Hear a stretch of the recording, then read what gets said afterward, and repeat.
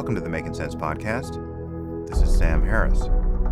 Just a note to say that if you're hearing this, you are not currently on our subscriber feed and will only be hearing partial episodes of the podcast. If you'd like access to full episodes, you'll need to subscribe at samharris.org. There you'll find our private RSS feed to add to your favorite podcatcher, along with other subscriber-only content. And as always, I never want money to be the reason why someone can't listen to the podcast. So if you can't afford a subscription, there's an option at samharris.org to request a free account, and we grant 100% of those requests, no questions asked.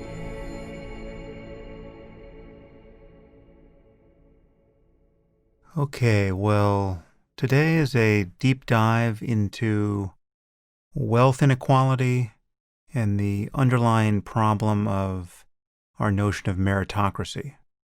Wealth inequality is something that I've been worried about for quite some time. I think I first started speaking and writing about it in 2010, about a year or so after the financial crisis. I wrote a couple of blog posts. I think the first was a New Year's resolution for the rich, and then how rich is too rich. And it's come up a few times on the podcast before. I never really questioned the norm of meritocracy, however, and I haven't really thought much about the way our system of higher education has become a perpetual motion machine of inequality. But my guest today on the podcast has. Today I'm speaking with Daniel Markovits, and his book is The Meritocracy Trap: How America's Foundational Myth Feeds Inequality, Dismantles the Middle Class, and Devours the Elite. And Daniel is a professor of law at Yale, and as you'll hear, he's thought a lot about these issues.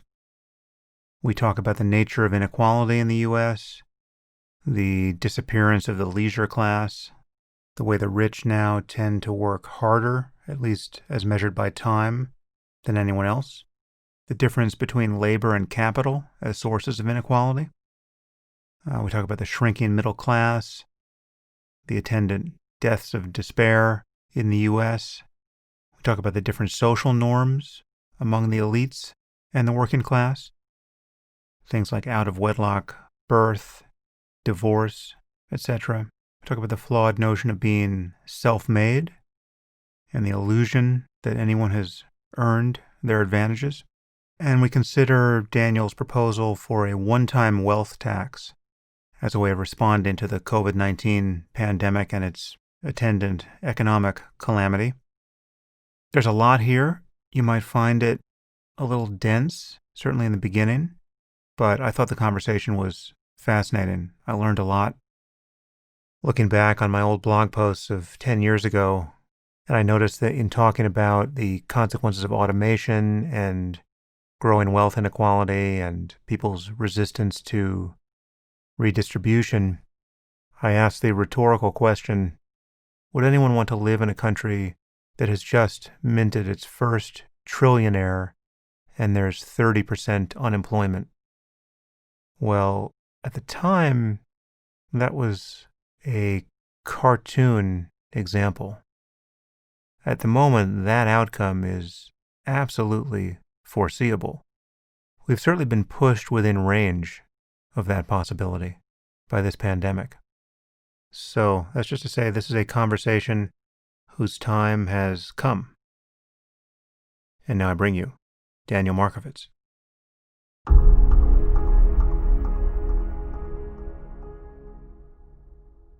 I'm here with Daniel Markovits. Daniel, thanks for joining me.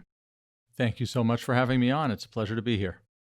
So you've written this fairly incendiary book, The Meritocracy Trap, and you also wrote an op-ed in the New York Times recently that I want to talk about that is especially pitched to this moment. But I really want to run through your entire argument here because it has the virtues of being both quite consequential, whether right or wrong, whatever we decide about your argument, the consequences are enormous, and it's highly counterintuitive. And so I'll let you lay it out here, but you've written a book really against this notion of meritocracy. And it's interesting, this word was originally coined in a somewhat ironic or or derogatory vein, but it was very soon thereafter rechristened as an obvious norm. And so when we hear about meritocracy, really for my entire lifetime, there's never been a problem with it. It's just that the problem has always been that we haven't actually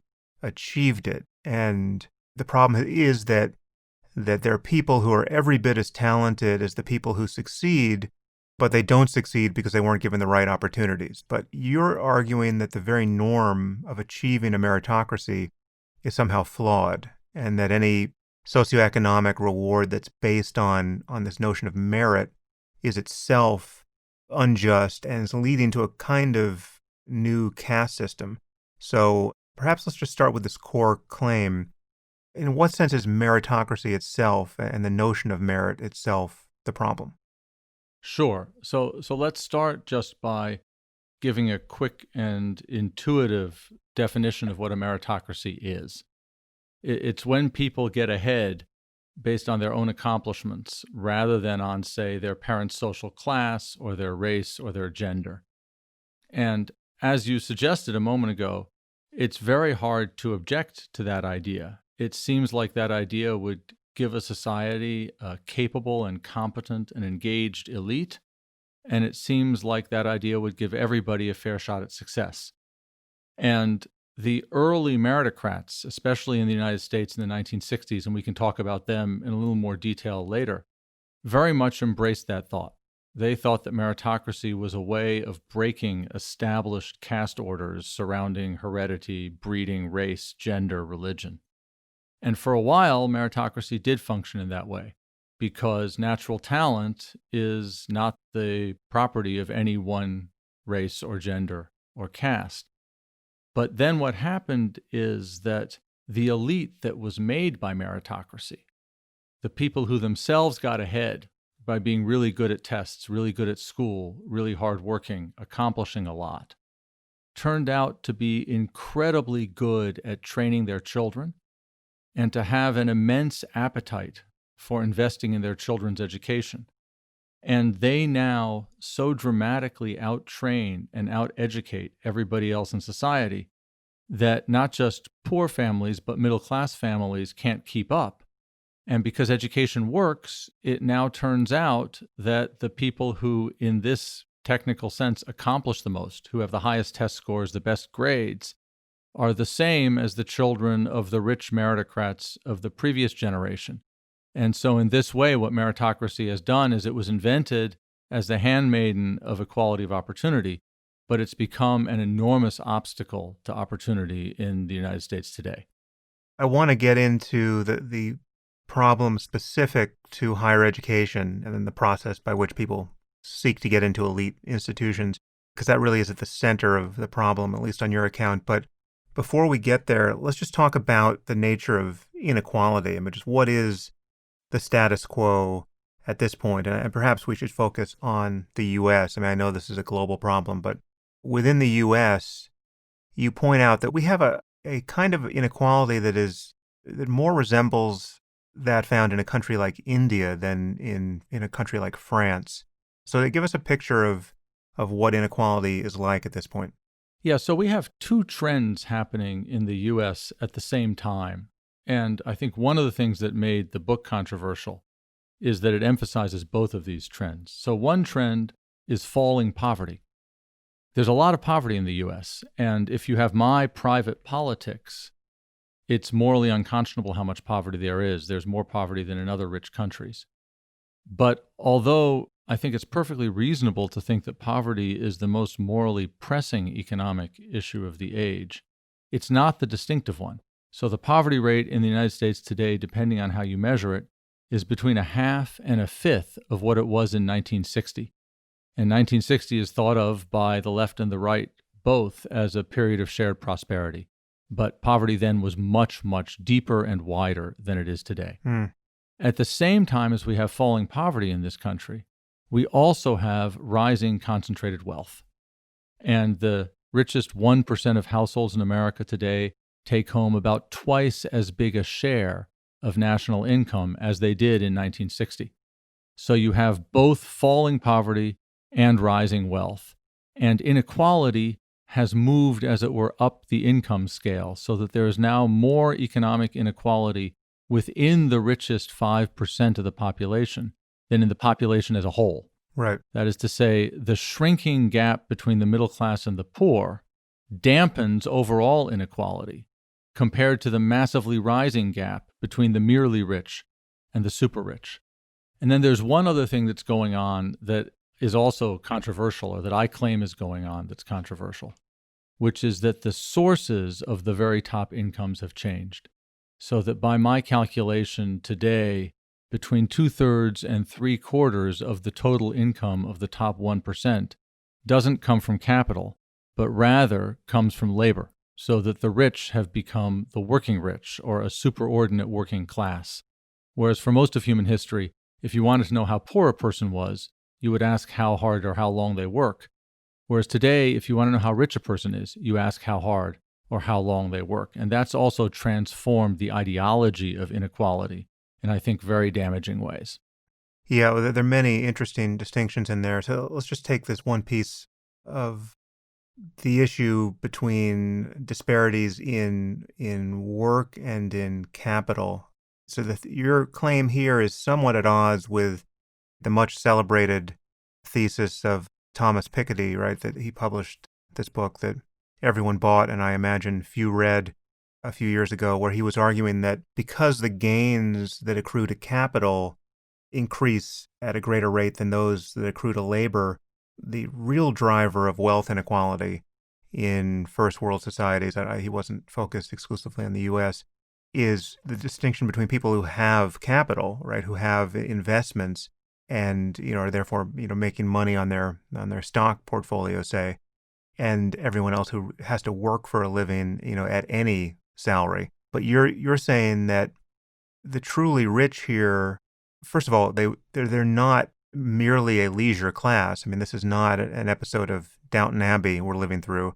They work harder as measured in just time than basically anyone else. And that is the source of the most excruciating inequality, in this case, in the top, essentially the Gini coefficient of the top 10%. Right. So let's talk just separately, briefly, about labor hours and then about the sources of income. So in 1979, if you were in the top fifth of the hourly wage distribution, you were about 2/3 as likely as someone in the bottom fifth to work over 50 hours a week.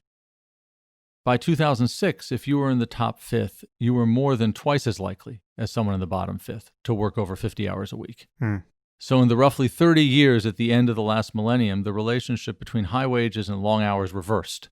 It used to be the low-paid worked the long hours, and by 2006, the high-paid worked the long hours. And if you look at finer slices, between about 1940 and about 2010, the top 1% added, roughly speaking, 6 to 8 hours a week to its average work week, whereas the bottom 60% lost maybe 8 hours a week from its average work week. So that's a shift of hours worked away from the bottom 60% to the top 1% of 16 hours a week, which is 2 regulation work days a week. And I want to be clear, and I hope we come back to this, the reason why the middle and working class aren't working such long hours is not that they're lazy and don't want to work. It's that the labor market has been restructured so that there aren't enough jobs.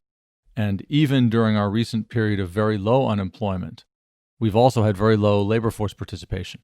So that it's true that not many people have been seeking work and not getting it, but many people haven't been seeking work. So that's the story of hours worked. It's what sociologists of work call the time divide. Then there's a separate story about where the rich get their income from. And this is the point at which, as you suggested, Piketty's and my analyses depart. Now, it's important to understand that both his effect and my effect could be going on at the same time. Yeah. And that they'd compete only, as it were, on the margin of explanation. So it could both be that those with capital are getting richer, and also that those with super skills and super labor are getting richer. And the question is just which of these effects dominates the other in explaining the overall rise of top incomes.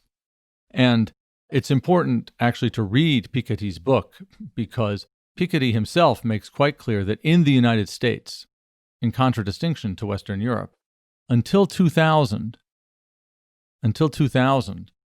top incomes were driven by rising labor income. So Piketty and I agree about that. And the only place at which we disagree is what happened since 2000. And we disagree there for two reasons, principally. And I'm going to try to put the disagreement in a way that tries to be fair as between us. And if we want to get into it, we can get into it. But one question is, how should one categorize the income of the very highest paid workers in management and finance? So these are CEOs, top executives, hedge fund people, investment bankers. Piketty inclines to categorize some portion of their income as capital rather than labor. I view their income as labor income.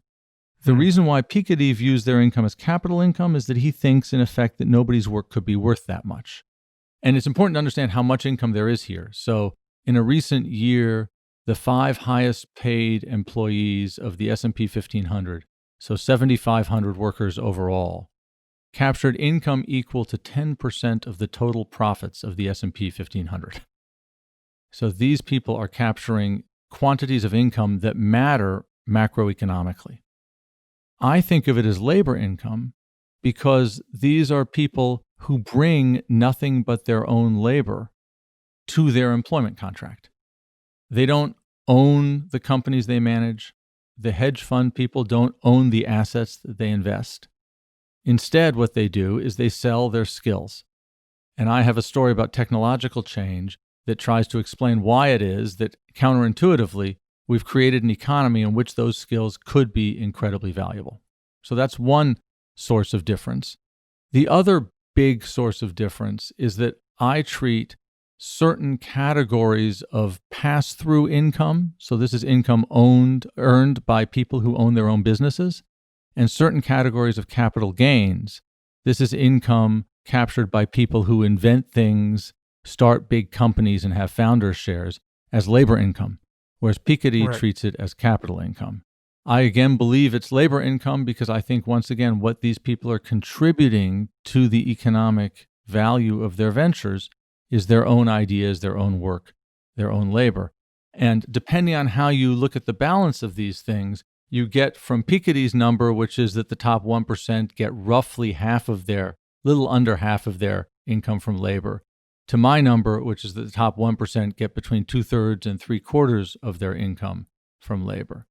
That's a material difference, but just to close this out, the most striking difference is between either Piketty's estimate and mine, so either half or 3/4, and what was true in, say, 1910, when the top 1% would have gotten a 1/6 or an 1/8 of its income from labor, or even 1960, the top 1% would have gotten 1/4 of its income from labor.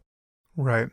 Well, maybe it's a distinction without a real difference, because the different norms around work and time spent working are unaffected by how you class the source of income. So you take somebody like, I don't know, Mark Zuckerberg.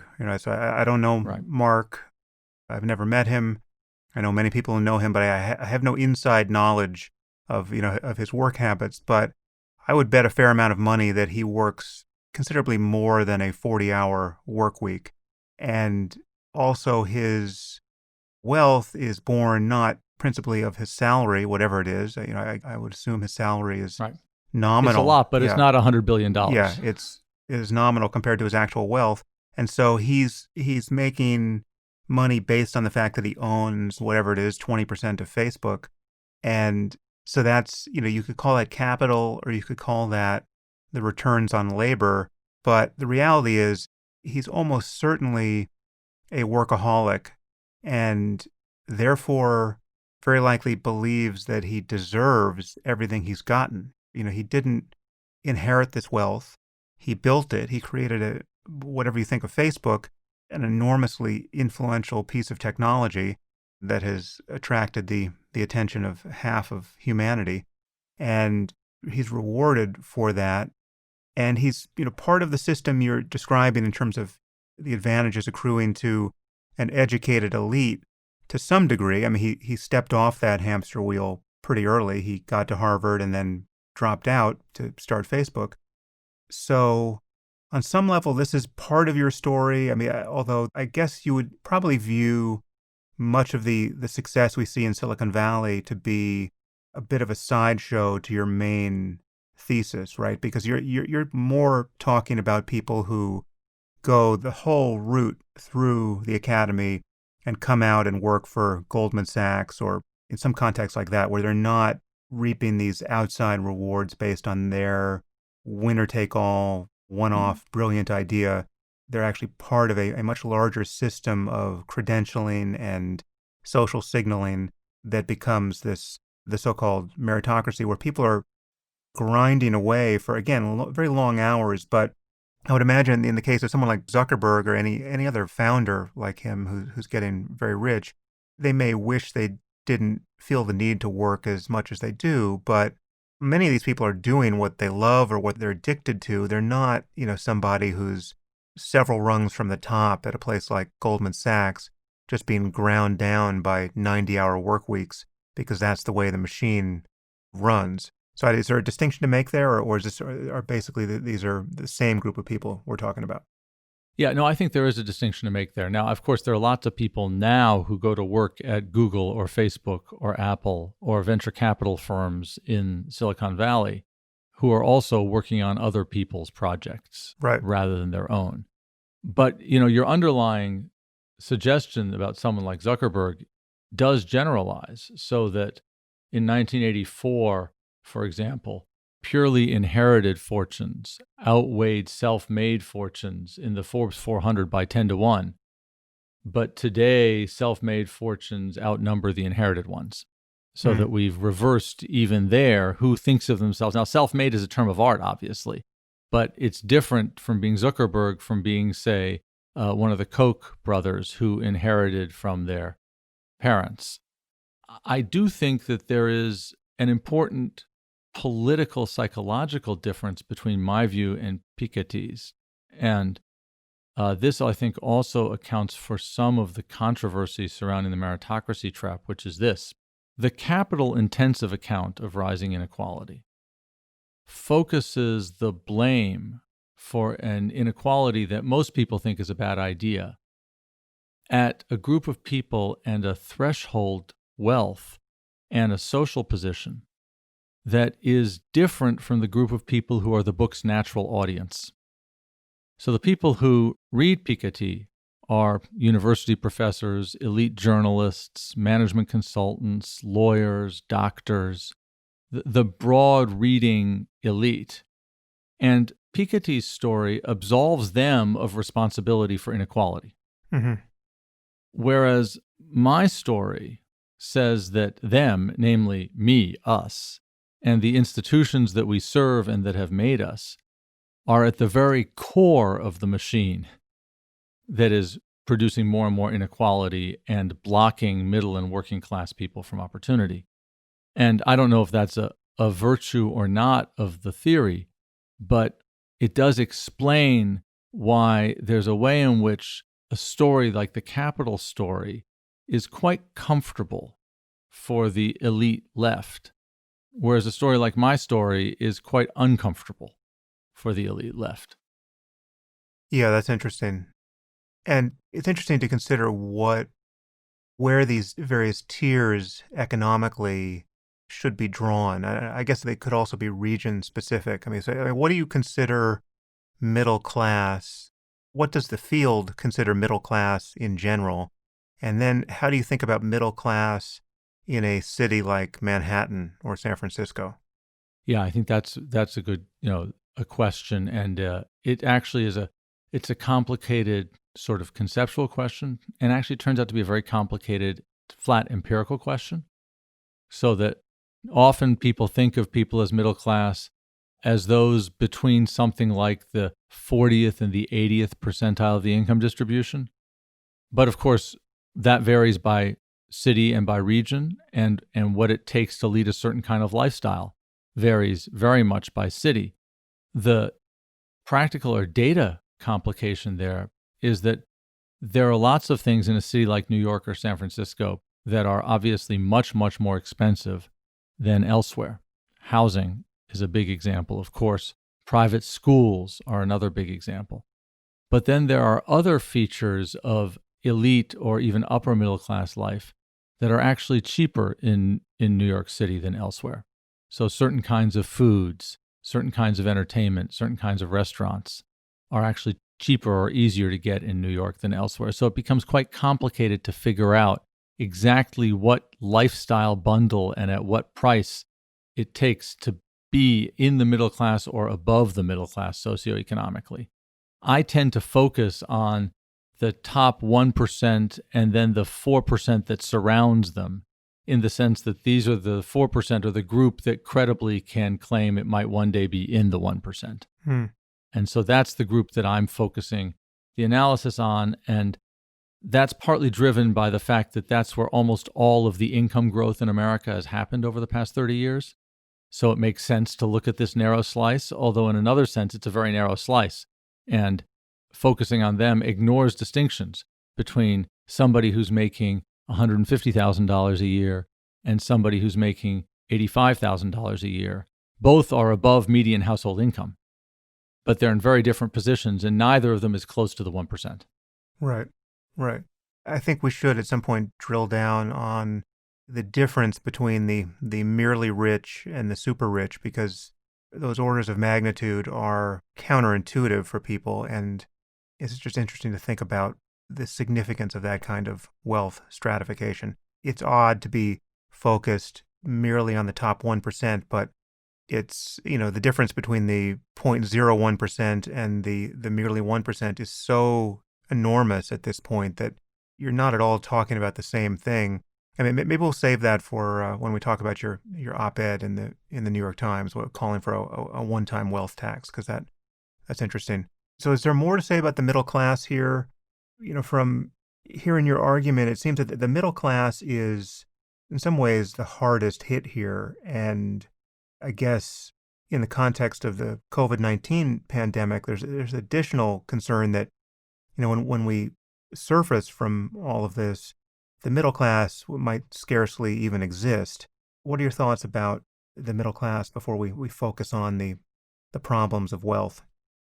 Yeah, so there's a sort of a straight empirical economic phenomenon, which is very striking, which is if you ask about children's odds of becoming richer than their parents.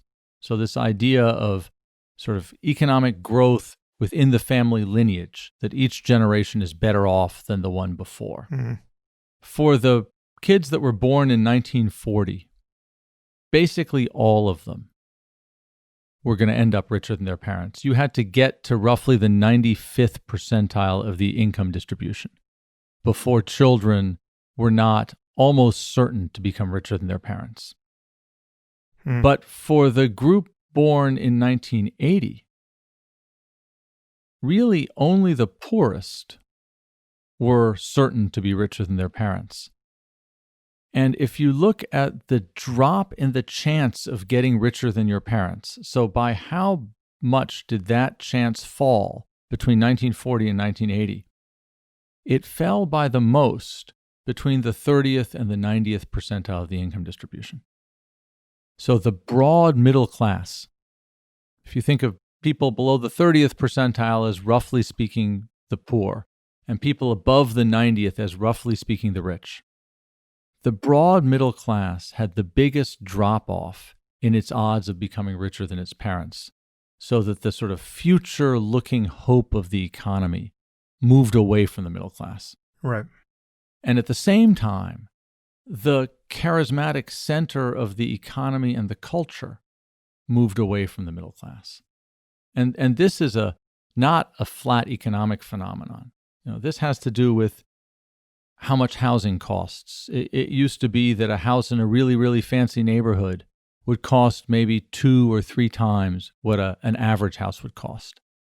Now it costs 20 or 30 times what an average house costs. It used to be that in America, the most expensive car you could buy was a Cadillac. It cost twice what a Chevy cost. Now there are lots of cars that cost 10 or 20 times what the median car costs. The same is true for kitchen appliances. The same is true for meals out, for bottles of wine, for which supermarket you shop at. It used to be everybody shopped at Safeway. Now you can shop at Whole Foods or you can shop at Walmart, and they have very different feels, looks, and products. One thing I looked into, the French Laundry, the California fancy restaurant, and Taco Bell don't have a single ingredient in common. That's hilarious. Not even the salt. Right. Not even the salt. And so what you're getting is a stratification of all parts of life around this income divide. And the part of life that captures the attention of the culture, of the media, is the rich part. Whereas it used to be the part of life that captured the attention of the culture was the middle class part. And so that's another kind of demotion, now a sort of sociological, cultural, psychological demotion for the same group that has taken the biggest hit in its economic opportunities. And that's extremely damaging to flourishing and to politics. Well, much of this is relative, of course, because as you point out, there's less poverty than there's ever been, right? And when you look at what the average lower middle class or even, slightly below that person has access to compared to, what previous generations had. I mean, you just take something like a smartphone, right? Well, this is a piece of magic if you brought it back to the, even the late 20th century, right? I mean, you're walking around with something in your pocket that not even the President of the United States had access to in the 80s or even 90s. And I'm sure there are some technocrats or, techno-utopians who would say there's nothing wrong with growing inequality per se as long as the floor is rising for everyone. And there's some sign that the floor is rising for everyone. What would you say to that? Well, I think the first thing I say is that there's a sense in which what you say is even more true than your example suggests, like the smartphone. I don't know, did you ever drive a Chrysler K car? No, I have not. No. So, a car in the 1980s, those were terrible cars. Whereas a Toyota Corolla today is a great car. Right. It's safe, it's quiet, it's powerful, it's comfortable in a way in which almost no consumer good from 40, 50 years ago was. And so it's not just new inventions, it's familiar things have become a lot better.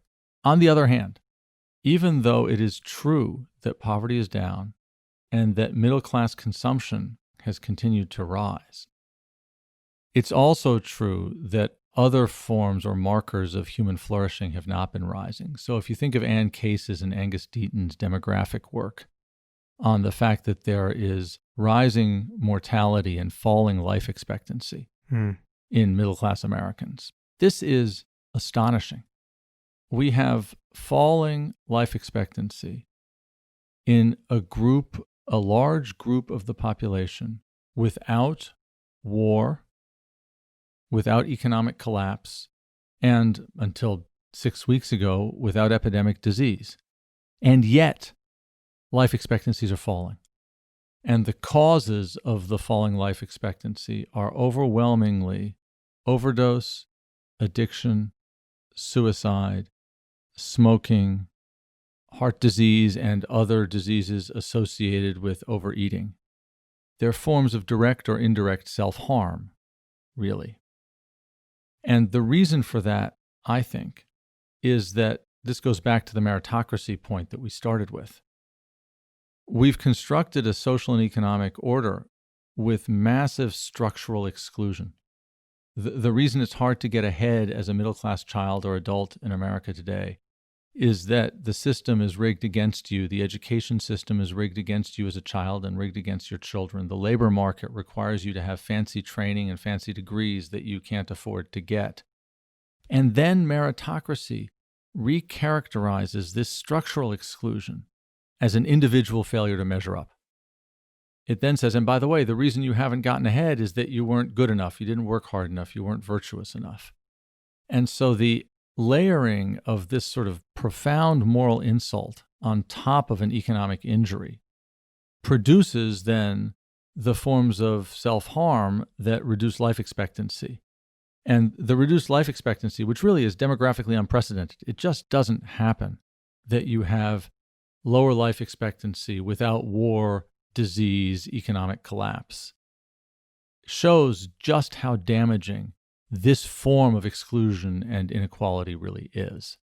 And no amount of stories of better consumer goods or cell phones or even more square feet per person in housing can make up for the harms done by that set of structural exclusions and moral insults.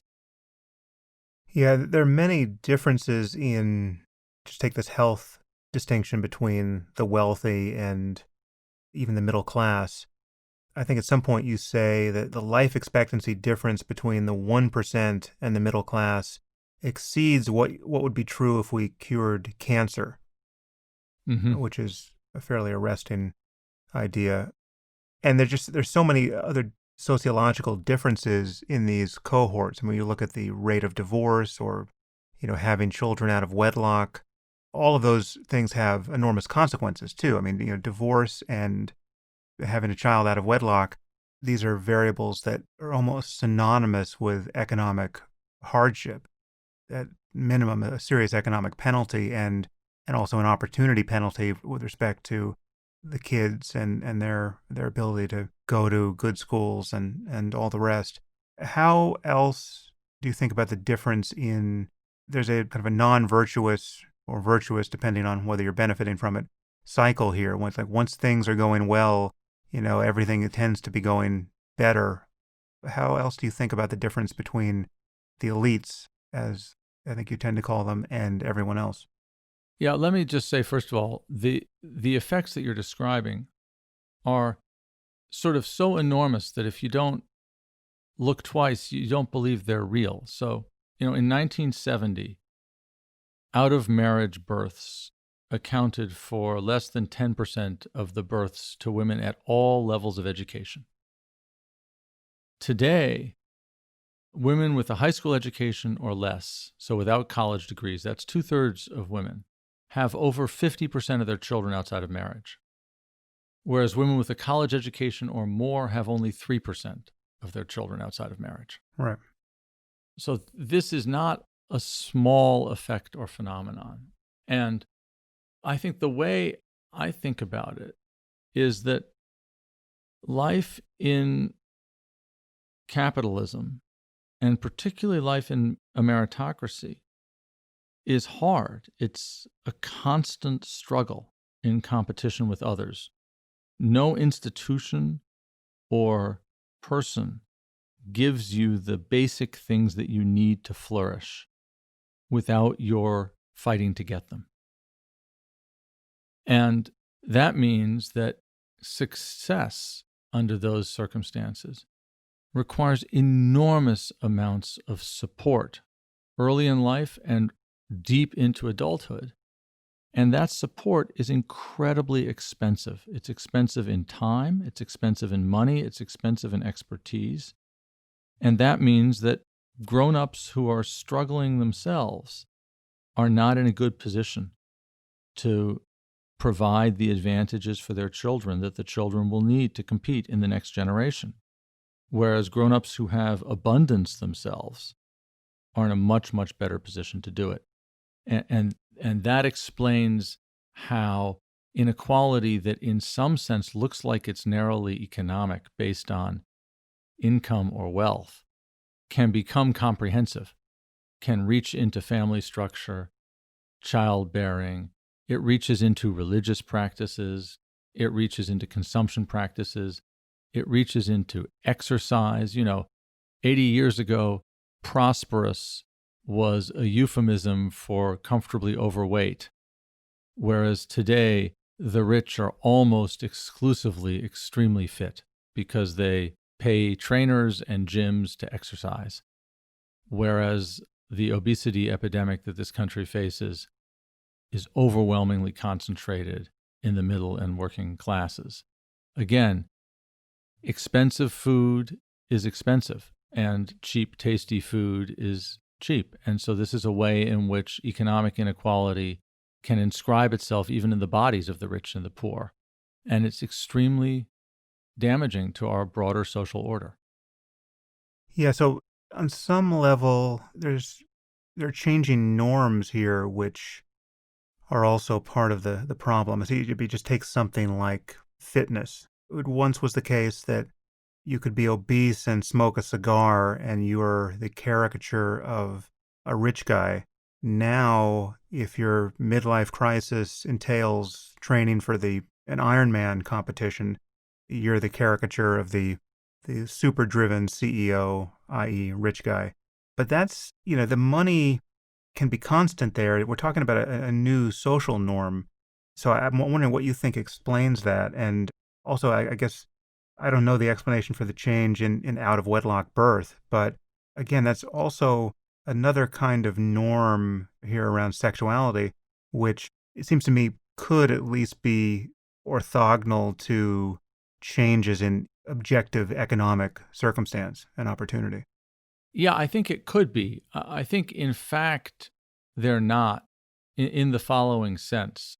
If you live in an aristocratic system in which breeding itself, birthright, is sufficient to secure the success of children and keep the family dynasty going, it doesn't matter very much how the aristocratic adults raise their children or spend their time, because their children will be privileged.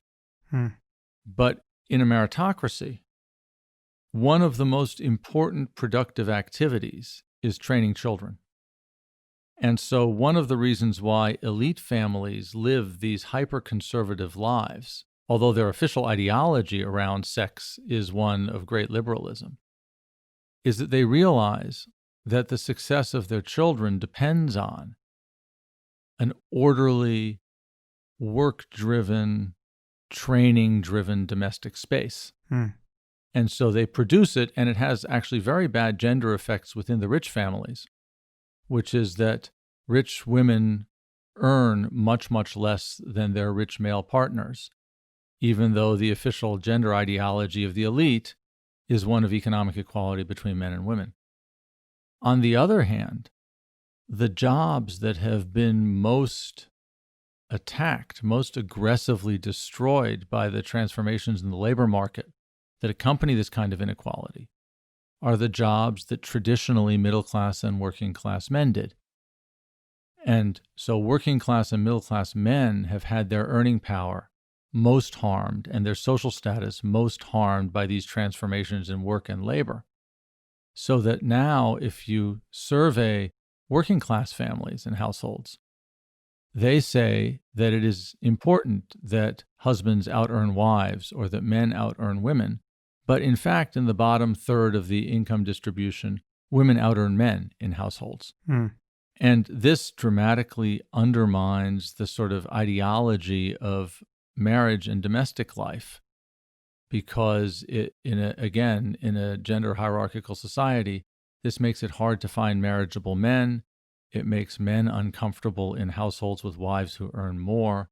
And so when you overlay the form of inequality that we're seeing, the economic inequality that we're seeing, on a gender hierarchy, you get both extreme conservatism in the elite and the breakdown of the traditional family outside of the elite. And obviously a lot of other things are going on at the same time, and it would be crazy to try to reduce so complicated phenomena to this one line of explanation.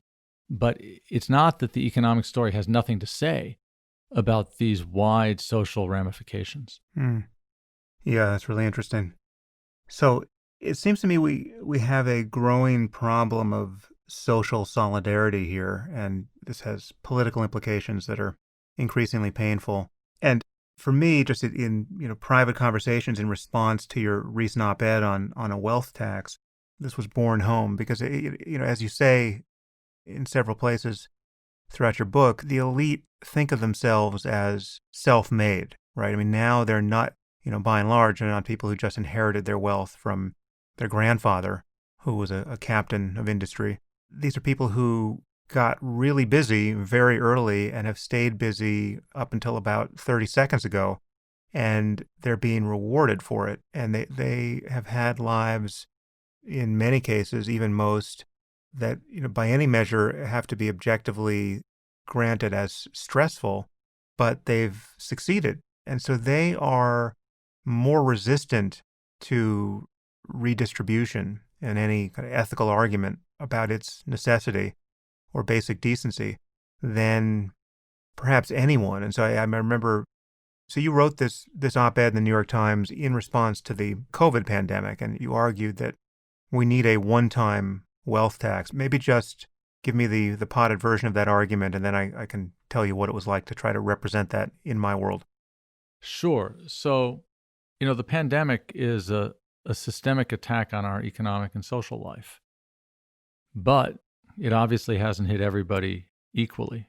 And unsurprisingly, the richest and most educated people are best able to socially isolate and, in fact, best able to keep working and to keep their jobs in the face of social isolation. So if I think about my own situation, I'm a university professor. I've taught online, I keep writing, I keep working, I keep getting paid just as I always would. It's a little stressful and it's not so nice to be at home all the time. But basically, this has not harmed me personally at all. At the same time, we have 30 million people newly out of work.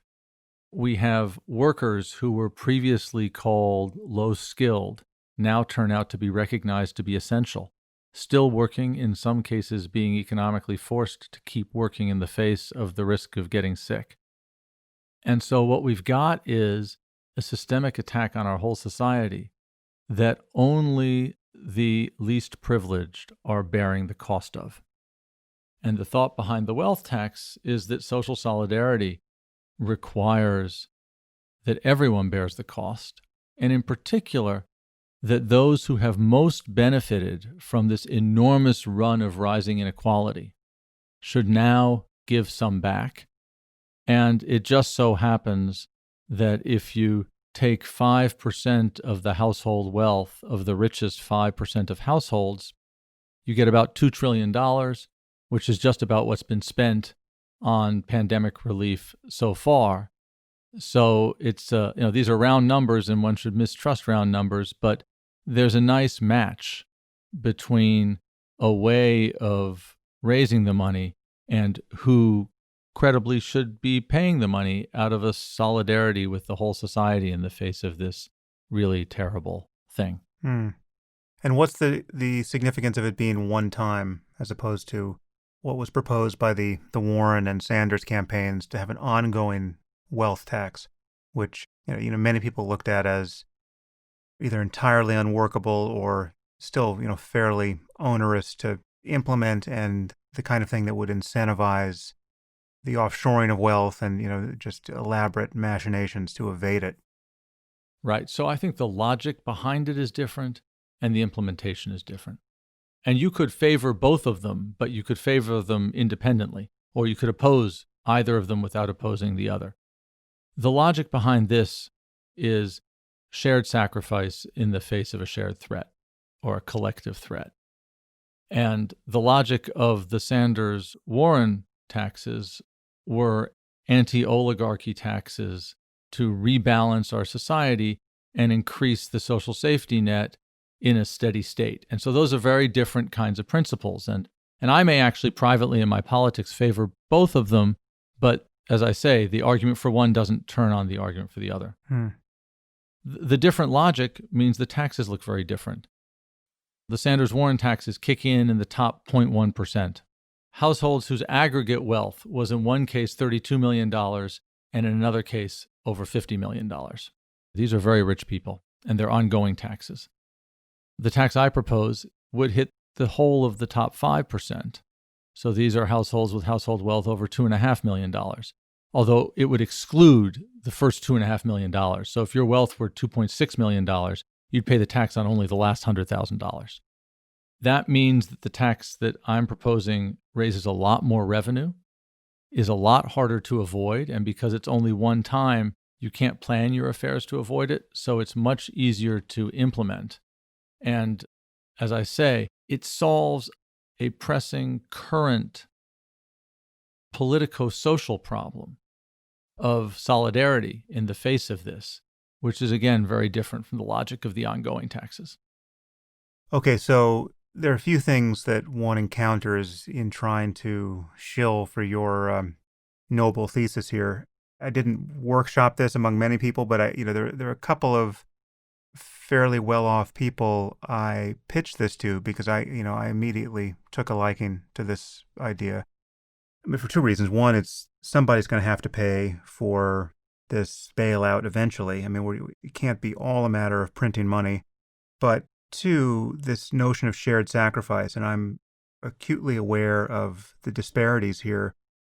But one thing you encounter in recommending a one-time wealth tax is that these disparities are fairly galling even among wealthy people because just by sheer accident, some wealthy people or even not so wealthy people are entirely spared by the pandemic just because they happen to be in a business that is either untouched or even improved by it, right? In some cases. And then there are other people who are or were quite wealthy who are just getting crushed because there's no possibility of working from home in their industry, right? If they're making cars or airplanes or whatever it is, you can't do any of that from home and everything is ground to a halt.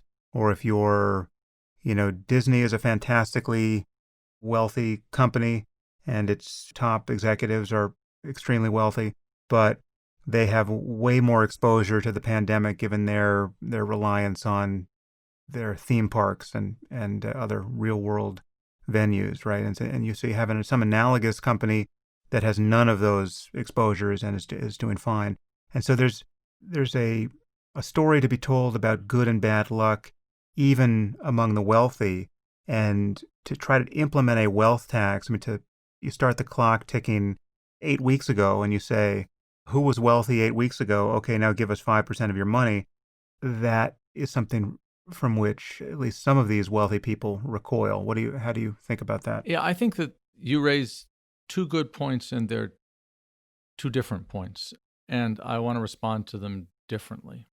The second point is that there may be some people who appeared wealthy 8 weeks ago, but in fact are no longer so wealthy. And those are people who've already borne a real cost from this pandemic. And on my view, although if I can sharpen it up, Daniel, I would add that some of these people are certainly still wealthy right now on paper, but they are right to believe that they're in a circumstance of far greater uncertainty than some other wealthy person for whom the prospects of an ongoing pandemic don't spell any analogous doom. Yeah, sure. No, I get that. The answer I want to give, though, still remains that the exemption of $2.5 million of household wealth means that from the perspective of the average American, everybody who pays the tax is really rich.